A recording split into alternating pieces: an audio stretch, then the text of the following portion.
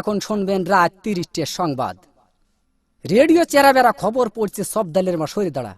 খবর প্রচারিত হচ্ছে কাটাখালী কচুবাগান গুতগতি সেন্টার থেকে। সংবাদের শুরুতে শিরোনাম।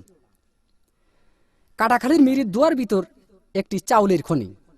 শেখপাড়ার বটতলায় ঘোড়ার গাড়ির দুর্ঘটনা। কুচ্চে মুরগি বন বিলে ধরে পালাতক। এতক্ষণ সংবাদ শিরোনাম শুনলেন, এখন শুনবেন বিস্তারিত। খবরে জানা যায় কুদা ফকির বাড়ি দেয় তবলায়, ইকরামের হাঁসটি ধরে নিয়ে যায় কেবলা। হাঁসটি ধরে নিয়ে যায় পশ্চিমবঙ্গ ভারত থেকে। রাতের বেলায় দাবড়া দাবড়ি হয়, কোনো সুসংবাদ পাওয়া যায়নি। সকালবেলা সংবাদ পাওয়া যায় কিনো ফকিরির দরগায়। খবরে জানা যায় হাঁসের কোনো ক্ষয়ক্ষতিও নেই, বন বিলের লোম কয়টা সব জড়িয়ে পড়িয়ে গিয়েছে। গতকাল কাটাখালের ব্রিজের পারে একটি মহিলা দাঁড়িয়েছিলেন। মহিলা দাঁড়িয়ে থাকার পর একটি বাড়ি মাছি উড়িয়ে যাইতাছিল। খবরে জানা যায় মহিলার উড়নার বাড়ি লেগে বাড়ি মাছি ৩৬টি দাঁত ভাঙে জায়গায় পড়ে যায়। এরপরে বাড়ি মাছিটি দুঃখ প্রকাশ করেন যে তিনি দাঁত দিয়ে কিছু চাবিয়ে খেতে পারছেন না।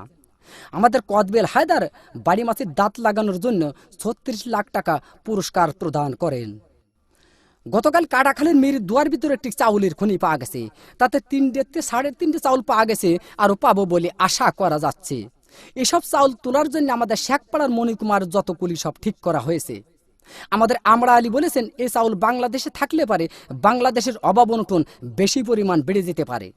এই জন্য এই চাউল বিদেশে যাবে বলে ৪টি কোস্টার জাহাজ আমাদের কাটাখালের ব্রিজ ঘাটায় ঘষাঘষি করিতেছে।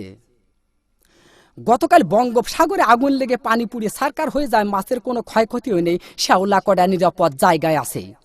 আগুন লাগতে লাগতে উপকূলের কাছাকাছি গেলে আমাদের কাঁঠাল চৌধুরী বলেছেন, এই আগুন উপকূলের কাছাকাছি গেলে বহুত ঘর বাড়ি পুড়িয়ে যাওয়ার সম্ভাবনা রয়েছে।